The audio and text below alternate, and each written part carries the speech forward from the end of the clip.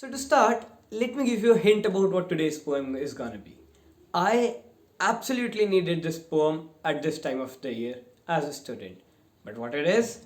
Well, that's what we have for this video in the Poetry Challenge.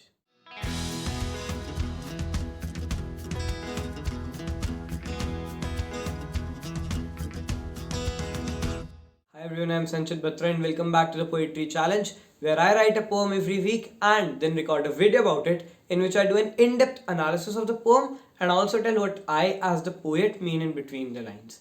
Now, as you might have guessed from the beginning of the video, this poem is about examinations, and as a student I absolutely needed it. And honestly speaking, this topic is a bit subjective, which means a lot of you out there might be like, examinations, who cares? I don't need a poem to motivate me for that. But then a lot of you out there might be absolutely burnt out with stress, and this poem is just like my effort to give you guys a little motivation to get past this time of the year with the means of a poem, which is like the only way I can help someone, because poetry is one of the few things, one of the few creative arts in which I'm a bit good, at least. I hope we can agree on that. So as you know, we'll be going through the poem once, and the second reading we can do the analysis. So let's read it. The dread is looming, the date approaching, the fear shall surmount. Every student's worth shall be reduced to account. It is that time of year, these are those days of gloom. Skimming through the pages are the students, fearing that it is their doom. But is it? Are these exams the bringers of terror, or a means of improving your every fault and error? To make you a better one, your own identity refined, is the fruit you get of the exam grind. So, my friend, instead of the trembling palm, use your assertive grip and beat all traces of ignorance and embrace these exams on your successes trip. So that was the poem. Moving on to the analysis. The first paragraph starts: the dread is looming, the date approaching, the fear shall surmount. Every student's word shall be reduced to account. And if I'm not wrong, for the ICSE board, the board examinations for class 10s are starting from today. So the phrase "the dates approaching" are only true for juniors like me. For the seniors, the dates have approached. But like again, that it's a poem, it's my poem, and I can do whatever I want with it. When I wrote this poem, how this topic struck me was, the next day there was going to be a little class test for a revision, and I was thinking about what should be the topic for this week's poem. I ruffled through a couple of them, but ultimately I thought that, well, if I am absolutely worried about, absolutely freaked about the exams that are about to come, what might be the situation like with like millions of students around the world, right? So this is the poem that I wrote, dedicated to the students who are like working hard just to get past this 1 month, to get promoted to the next class. So the paragraph reads: the dread is looming, the date approaching. We are setting up an environment of darkness, an environment of fear, an environment of terror. And how do we do that? Well, we use the words such as dread, words such as looming, words such as fear, and these bring up a feeling of terror in the heart of the reader. While this is not the entire motive of the poem to submit a feeling of terror, this is how we start, because always you can change the course of the poem midway, right? So we say that the dread is looming in children's minds, and the date is approaching. The fear shall surmount. On the day of examination, the entire fear in the child's heart shall surmount up to a point where they might break down. But that is not what we want. That is just the first two paragraphs of the poem, and I want the reader to bear with me, the poet, through them. As a student, I want the reader to, instead of sugarcoating things, because I know when faced with a failure, it is very easy for someone else to say that don't worry, it's just a failure. But for the person who is actually in that position, it is very difficult to overcome that. So in the first two paragraphs, we deal with the real world. We deal with what actually children tend to do, which is like all the negative stuff such as the dread and the fear. Every student's worth shall be reduced to account. The tendency of society to judge the students just on the basis of that one percentage, on the basis of that one average, those one marks, and to determine their entire hard work on the basis of that one result. While that result is meant to evaluate them, it might sometimes be misleading, and to judge someone just based on that, I think it should not be done. So that is what I say in the first paragraph. Moving on to the next one. It is that time of year, though these are those days of gloom. Skimming through the pages are the students, fearing that it is their doom. Now, what you might have been noticing throughout this poem, and this is like a general advice for any piece of literature, including essays, including articles, blogs, poems, satires, whatsoever, try to use different words. Like English is one of the few languages which is like a product of a variety of languages, from the Romance languages to the Germanic languages. English is a product of a lot of these, which means you get a lot of choices to express some simple thoughts and some simple terms. Use that power as a writer of English or as a writer of any language, because most of the languages have this feature. Use that power you have. Like in the first two paragraphs, the main theme is fear. I could have said fear, fear, fear, fear, dread, dread, dread, dread, whatsoever. But rather than doing that, I tried not to use a single word even twice. I used words such as dread, fear, gloom, and terror, and that is what I used to bring variety into the poem. That is what I used to make the poem a bit undulating rather than a completely predictable, monotonous piece of literature. So that is a general piece of advice. Try to use as many synonyms as you can, and even if you need a third party's help for that, it's completely fine. You'll improve over time. Like if you're writing something today and you take a third party's help to find out some synonyms or some extra words, over time, when you keep writing regularly, they will stick in your mind by yourself. And a great way to develop such a good vocabulary is to read books.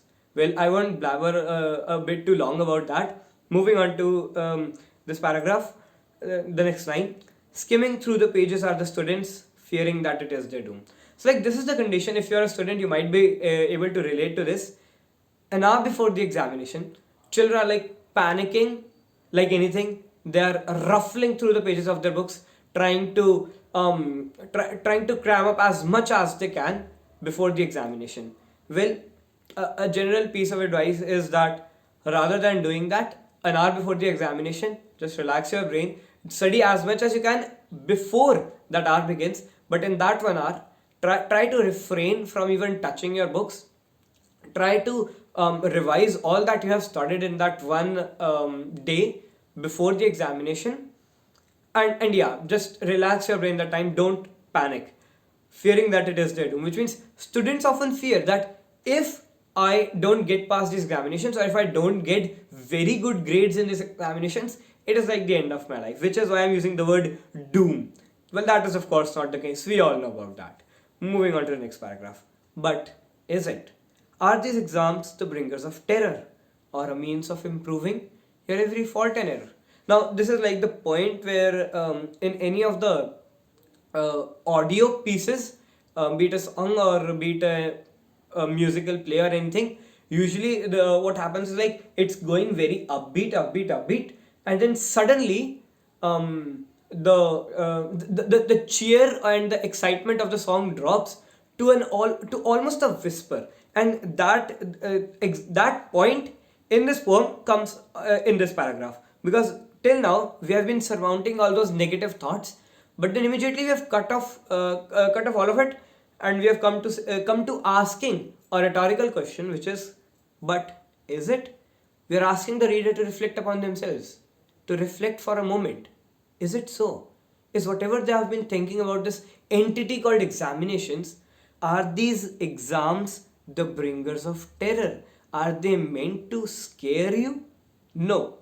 Or a means of improving your every fault and error. And the poet moves on to the next line, the poet, which is me, moves on to the next line to say that no, these aren't meant to bring about fear in your heart. They are a means of improving you, a means of telling you where you have gone wrong and where you must improve. Because if we don't know where we are wrong, if we are not checked upon that, if we are not tested upon that, we often tend to like continue making those mistakes, which like I have a lot of experience with, honestly. So moving on to the next paragraph. To make you a better one, your own identity refined, is the fruit you get of the exam grind. Now, here the poet is saying that honestly speaking, these exams aren't as bad as we think of them. See, you are going to the examinations, you realize your mistakes, you try to improve upon them. That is why you have days of revision and class tests before the main examination. Those are to make you a better one.